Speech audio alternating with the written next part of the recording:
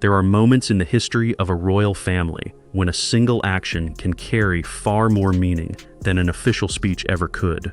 This was one of those moments. For my family, this was also a time of major change. Catherine was being recognized for her years of loyal public service, with her position within the monarchy becoming more important than ever. Yet no one in the Great Hall seemed to understand why a second crown had been placed beside the throne. Not the senior members of the royal family sitting only a short distance away, not the palace staff. Not even the constitutional advisors who had spent years studying the rules and traditions of the monarchy. But King Charles knew exactly what he was doing. He slowly rose from his seat. His movements were noticeably slower than usual.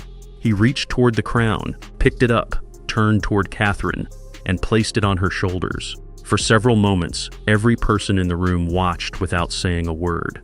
The entire chamber became completely silent. There had been no public announcement before the gathering. No press release had been issued. No official notification had been sent to broadcasters or newspapers. The date and exact time of the meeting had not been revealed outside the palace. It had happened quietly, inside one of Britain's historic rooms. The atmosphere was unusually serious. Something important was about to happen. Although almost nobody present understood what it would be, King Charles had personally requested the attendance of a small group of people. Senior members of the royal family were there, along with experienced constitutional advisors and palace officials who had served the institution for decades. None of them realized that the meeting could become one of the most significant moments in the modern story of the British monarchy. Catherine arrived quietly. There were no waiting cameras. No advance information had been given to the tabloids. She entered with the calm and confidence that had become familiar to the public over the years. She carried herself with the same composure she had shown through countless royal appearances. But when King Charles entered the room, the atmosphere changed immediately. Those who were there later described the silence as something that could almost be felt. Charles appeared to be in reasonably good health, perhaps even better than some people had expected. But there was another impression surrounding him. He seemed to understand that time was not unlimited. Buckingham Palace had announced on February 5, 2024, that the king had been diagnosed with cancer later. In December 2025, he spoke about his treatment moving into a more cautious phase. His medical team described that development as an important milestone. Charles discussed the matter publicly in a video message connected to Channel 4's Stand Up to Cancer campaign.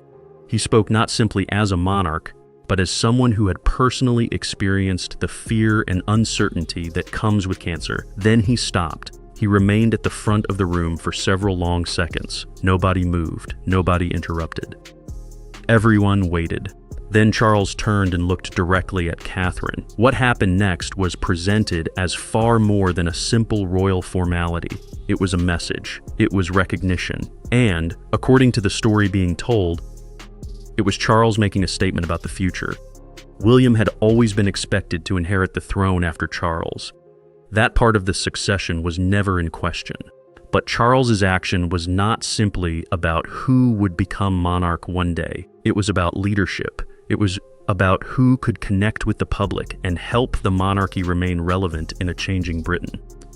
Charles appeared to be recognizing something he had watched developing over many years. Catherine had become one of the strongest emotional figures within the modern royal family. She had a level of public support that could not simply be explained by her title. And with one carefully chosen action, Charles appeared to be telling everyone in that room what he believed about the future. Before we continue, let me ask you something.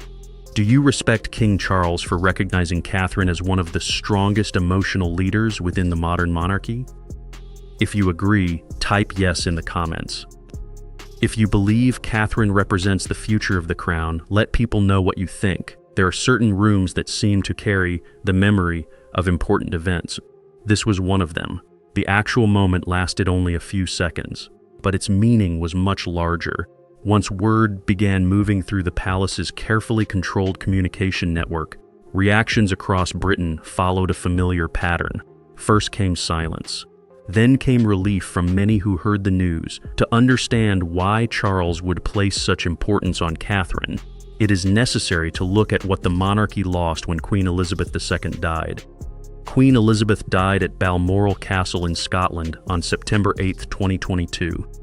Her death marked the end of an era that had lasted for decades. For the monarchy, Elizabeth had represented many things at once. She represented stability. She represented experience. She represented continuity. Most importantly, she had become the central figure around which the entire institution was organized. When she died, Britain did not simply lose its monarch. The monarchy also lost the person who had provided a familiar point of reference for generations. That created a difficult question. Who could fill even part of the role she had occupied for so long? Charles inherited that challenge along with the crown. His coronation took place at Westminster Abbey on May 6, 2023. It was a historic and highly emotional occasion. But the coronation itself was only the beginning of a new chapter. Charles faced something unusual almost immediately after becoming king. For the first time in modern British history, a newly crowned monarch was dealing with a serious health challenge so early in his reign. In February 2024, it became known that Charles was undergoing treatment for cancer. Despite his health problems, he continued working. There was a period in the early months of 2024 when he reduced his public duties so that he could receive treatment. But his responsibilities as king did not simply disappear. He continued carrying out constitutional duties. He continued signing documents. He continued receiving briefings. He continued dealing with the responsibilities that come with being monarch. And in 2025, he reportedly carried out 535 public engagements. That made him the hardest working member of the royal family that year. His commitment was clear. But hard work alone could not answer the bigger question facing the monarchy. Who would provide the emotional leadership needed for its future? The legal answer was simple. After Charles comes Prince William. After William comes Prince George. The line of succession was clear. But leadership is not exactly the same thing as legal succession. Charles understood that difference. He had spent years watching Catherine closely. He had seen how she performed during formal royal occasions. He had also watched how she responded when circumstances became difficult. And those difficult moments revealed something important. In March 2024, Catherine announced that she had cancer. She later underwent several months of chemotherapy. Yet when she eventually returned to public life, she did so with dignity and restraint. She did not turn her illness into a campaign for sympathy. She did not use her health struggle to seek attention. Instead, she focused on recovering and gradually returning to her responsibilities. Royal commentators noticed the change. Richard Fitzwilliams described Catherine as an important part of the monarchy's future as Britain moved toward 2026. A source described as close to the palace also portrayed Catherine as someone who had developed the qualities needed to move naturally into a greater role, while learning from the example of Queen Elizabeth II. But Catherine's influence went beyond royal ceremonies. There was also what became known as the Kate effect. Whenever she wore or publicly supported a particular item, demand for that product could rise sharply. That influence was not simply about fashion. It showed the ability Catherine had developed to affect public behavior and attention. In 2026, she also became the first Princess of Wales in more than a century to grant royal warrants. That represented another important responsibility. It showed that her role was becoming broader and more serious. Charles could see all of this. He understood the difficulties surrounding the monarchy. He understood the pressures of his own position. And he could see that Catherine was already displaying qualities associated with leadership. That was why her growing role appeared to matter so much. But none of the preparation was supposed to become public. For months before the gathering in the Great Hall, the palace had been making small changes behind the scenes. They were not dramatic changes that reporters could easily spot. They happened through private conversations, carefully planned appearances, and quiet decisions. This was consistent with the way the British monarchy has traditionally handled sensitive matters. Major decisions are often discussed privately. Only after everything has been considered does the institution make the final move. According to sources described as close to the palace, discussions took place between King Charles, Prince William, and a small number of senior constitutional advisors. Some of these conversations reportedly happened at Highgrove and others at Buckingham Palace. The subject was not simply medical succession. The palace had always kept medical issues and constitutional succession discussions separate. Instead, the conversations focused on something less obvious, but potentially just as important. They focused on how the public viewed the future of the monarchy. And during those discussions, Catherine's name reportedly came up again and again. There was never serious doubt that she would eventually become queen. But the bigger question was what kind of leader she could become. Could she provide a sense of stability during a period when public trust in institutions was becoming more complicated? Could she remain approachable while carrying the weight of the crown? Could she connect with people who no longer automatically support traditional institutions? The palace was looking not only at the distant future, it was also preparing for the years immediately ahead. Approval ratings were being watched carefully. During 2024 and 2025, the numbers appeared to tell a complicated story. Charles remained respected. Queen Camilla had gained greater public acceptance. Prince William was widely trusted, but Catherine was different. People did not simply respect her. Many felt personally connected to her. That kind of loyalty is difficult for polling numbers to fully capture. Over time, Catherine's public appearances began increasing again. One important part of her role was her position as Colonel of the Irish Guards, one of the most prestigious military appointments within the royal family. During the St. Patrick's Day celebrations in 2026, she took part in the regiment's event at Mons Barracks in Aldershot. She displayed the combination of warmth, confidence, and knowledge that had become increasingly familiar to the public. Her responsibilities involving royal warrants were also handled with considerable care. The announcement that Catherine would become the first Princess of Wales in 116 years to grant royal warrants was carefully timed. Sources told The Times that Catherine wanted to use the role to support British skills, businesses, and industries. She treated the responsibility seriously. It was not simply another ceremonial title. She appeared to view it as a genuine exercise of authority. That was important because the palace wanted the transition to feel natural. Every step had to appear ordinary and almost effortless.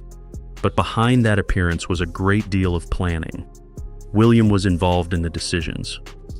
The king's advisors considered the constitutional implications. The central question was not whether Catherine deserved a greater role. It was how that role should be presented and what message it should send. That was why Charles reportedly rejected the idea of making the moment feel like an ordinary palace announcement. He did not want a press secretary standing before cameras. He did not want a standard statement distributed to newspapers. He wanted something more personal. He wanted the moment to happen inside a room, during a gathering, through a direct action. And when the moment finally arrived, it unfolded exactly as he intended. The significance of what happened became difficult to ignore, but the story of Catherine's rise cannot be separated from another major part of her recent life. Her battle with cancer. On March 22, 2024, Catherine released a video message to the world. She was sitting in a quiet garden in Windsor. She wore a simple striped shirt. There was no elaborate setting. There was no attempt to turn the announcement into a royal spectacle. She explained that she had been diagnosed with cancer and was undergoing preventive chemotherapy. Her message was direct, her tone was calm, and the effect was enormous. For a moment, the world seemed to stop and listen. What happened afterward changed the way many people viewed her. Catherine stepped away from public life so she could focus on her health and on caring for her 3 children. For years, tabloids had followed almost every aspect of her life: her clothing, her family, her public appearances, her relationship with William. But something changed during her illness. The intensity of the coverage began to soften. People still wanted to know what was happening, but the interest became more personal. People were not simply waiting for photographs of Catherine. They were waiting to find out whether she was okay. They were worried about her. They were hoping she would recover. For many people, she was no longer simply a royal figure being watched from a distance. She was a person facing something millions of ordinary families understand: illness, fear, uncertainty, and the long wait for good news. That connection had been developing for years. The public had watched Catherine become a wife. They had watched her become a mother. They had watched her grow into her role as Princess of Wales. They had also watched her deal with the death of Queen Elizabeth II and the many changes that followed. Now they were watching her face a personal crisis. And this time, the situation felt different. It was something ordinary people could understand. The palace continued to follow its policy of releasing health information only when it considered the news significant enough to share. Details about Catherine's treatment remained private. Then, in September 2024, she completed her course of preventive chemotherapy. Her return to public life was gradual. The events she attended were chosen carefully. She did not immediately return to everything she had been doing before. Instead, she focused on appearances that mattered while allowing herself time to recover. Then came the news many people had been waiting for. In January 2026, Catherine confirmed that she was in remission. It took only a few words to create an enormous sense of relief. Across Britain and beyond, people reacted with happiness. Her illness had changed the way many people saw her. Catherine returned from that experience appearing more human and, in many ways, stronger. Before her illness, some people had viewed her as highly polished, carefully controlled, and distant from ordinary life. But that image had changed. She had faced something serious. Her family remained close, her marriage remained strong, and her sense of responsibility remained intact. She had experienced a challenge that no royal upbringing could truly prepare someone for. Yet she continued to show concern for other people. She continued to support causes that mattered to her. And without necessarily planning it, she created a deeper emotional bond with the public. It was a different kind of connection from the one the monarchy had experienced since Diana. This relationship was built partly on vulnerability. People had watched Catherine disappear from public life because of illness. Then they watched her slowly return. They saw someone who had been tested by circumstances and had come through them with greater resilience. King Charles saw all of this. He understood illness personally because he was dealing with his own cancer treatment during the same period. He also understood something else. The relationship between the public and the monarchy depends on more than tradition. It depends on emotion. It depends on trust. And sometimes, strength becomes most visible when a person admits that they are facing something difficult. Catherine had shown that strength. After everything she had gone through, it was impossible to dismiss her resilience as nothing more than clever public relations. What the public had seen was real to them, and real experiences tend to leave the deepest impression. But Catherine's growing influence was not the only issue being discussed behind palace walls. There was another question that made the situation far more important. What could her rise mean for the constitutional balance of the monarchy? Britain's constitutional system is unusual. Unlike many other major democracies, the United Kingdom does not have one single written document containing its entire constitution. Instead, its system has developed through laws, court decisions, traditions, conventions, and practices built over centuries. That gives the monarchy a certain amount of flexibility. King Charles understood this system extremely well. The ceremony involving Catherine did not change the legal line of succession. William remained the heir to the throne. Prince George remained next after William. No law was rewritten. No constitutional rule was officially replaced.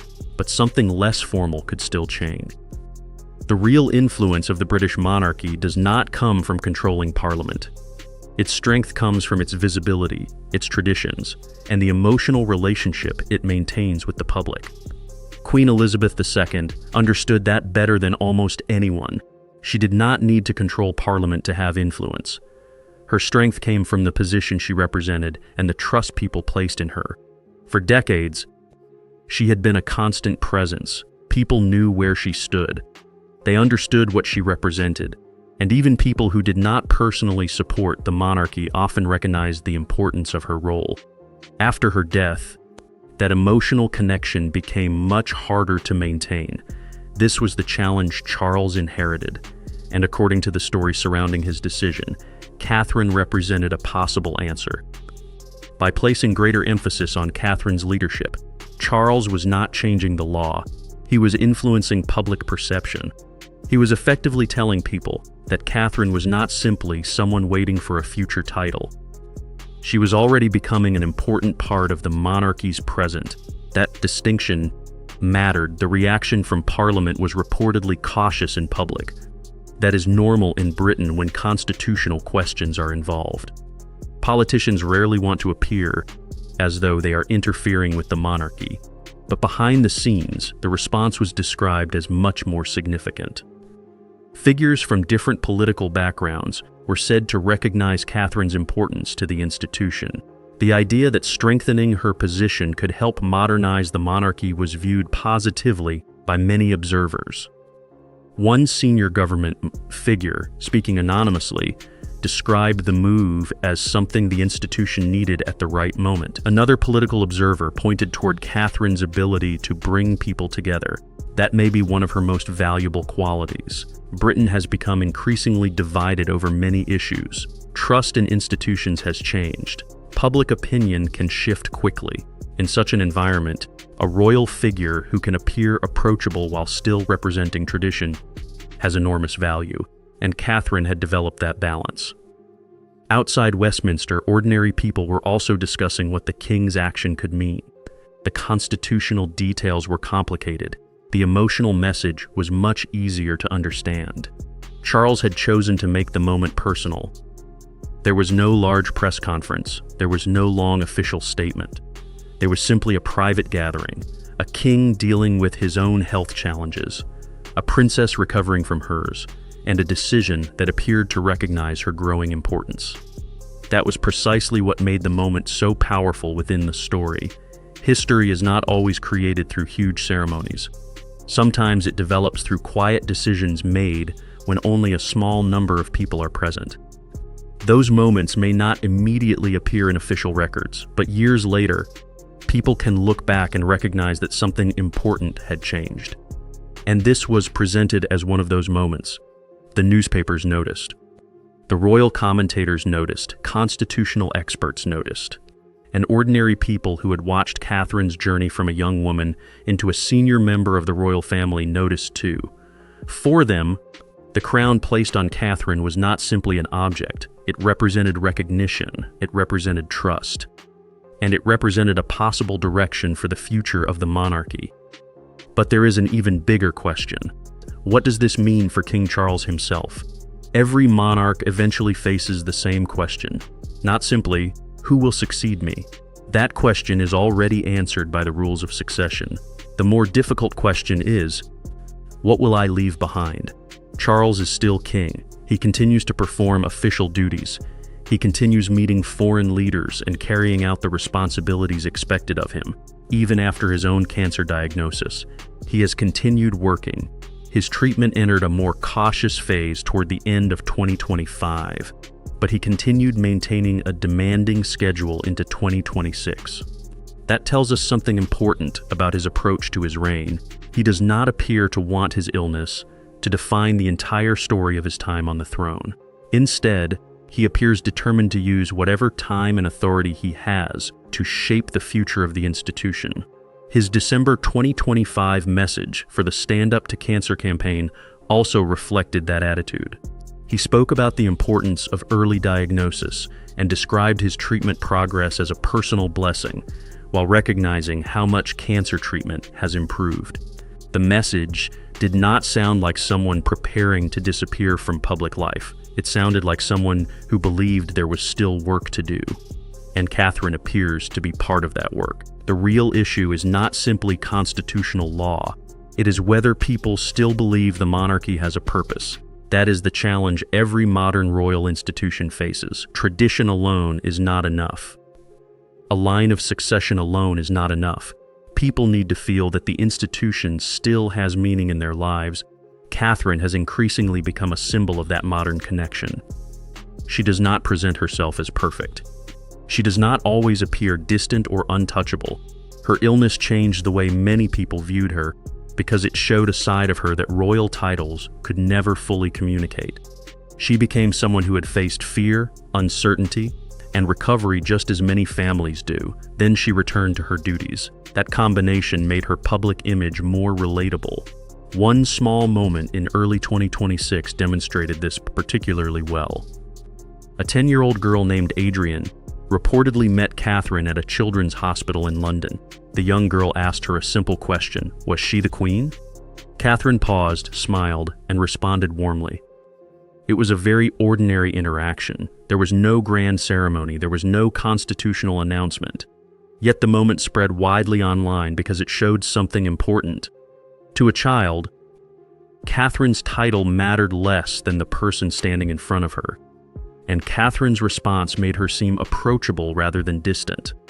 That kind of interaction can say more about a royal figure than any formal speech. Of course, the legal future remains clear. When the time comes, William will become king. After William, George is expected to inherit the throne. That system has existed for centuries.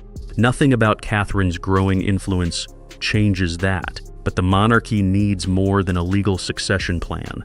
It needs relevance. It needs public confidence. It needs people to believe that the institution still belongs in modern Britain. That is where Charles's reported decision becomes important. He was not choosing Catherine because she was next in line.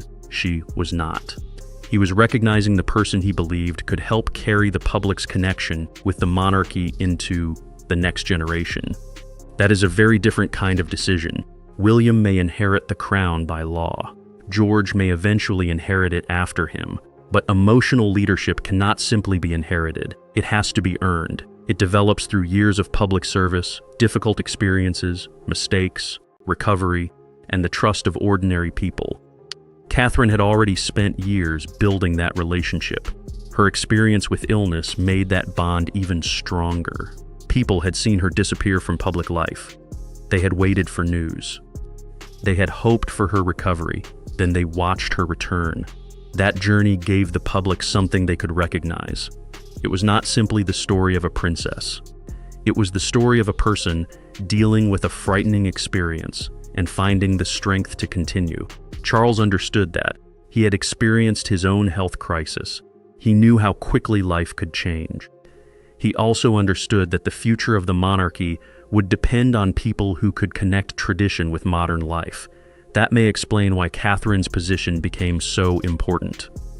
The most interesting part of this entire story is that nothing needed to change in the law for the monarchy's direction to change. The line of succession stayed exactly where it was.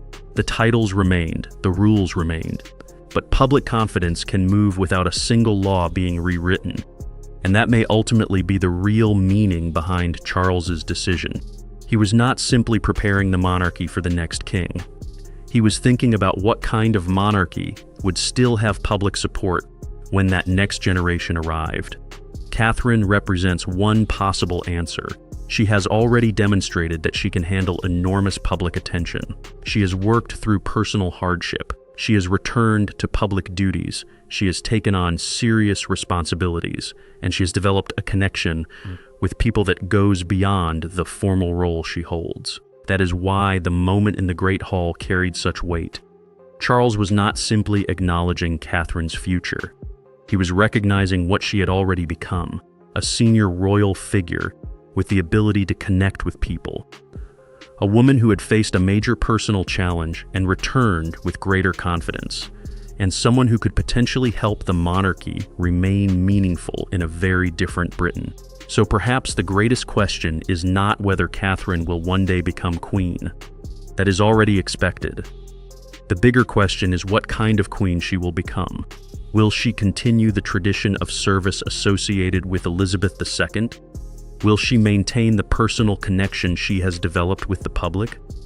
Will she help the monarchy adapt without losing the traditions that made it recognizable?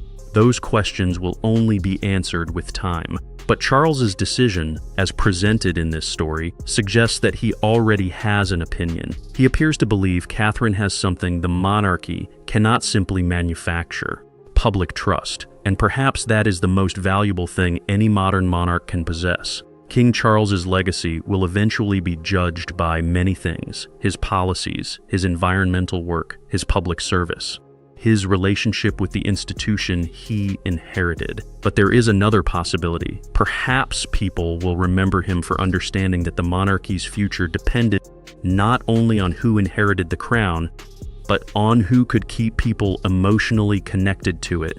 William will inherit the throne. George will follow him. That part is written into the system. But Charles may be remembered for helping prepare the emotional foundation beneath that future.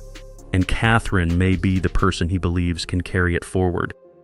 So, viewers, what do you think?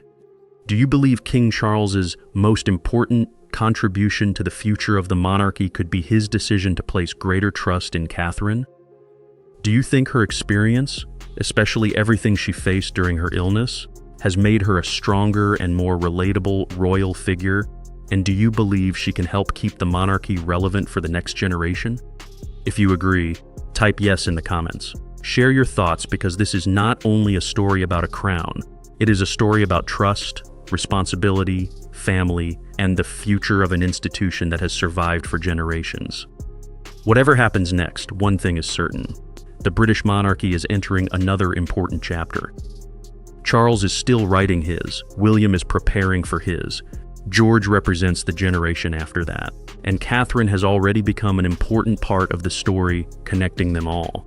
Perhaps that is why the quiet moment in that room matters so much. There was no cheering crowd, there was no dramatic announcement.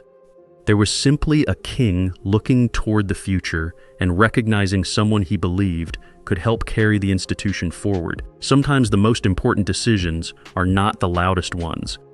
Sometimes they are the decisions made quietly, before the world understands what they mean. And if Charles truly intended that moment as a message about Catherine's place in the future of the monarchy, then its full meaning may only become clear years from now. For now, the next chapter is already beginning. Catherine, William, and the wider royal family still have a great deal ahead of them. And the future of the crown may depend on whether the public continues to believe that people like Catherine can give the institution a reason to matter. If you found this story interesting, make sure to like the video, share it with others, and subscribe for more stories about the royal family, because this chapter may be ending, but the next one is only just beginning.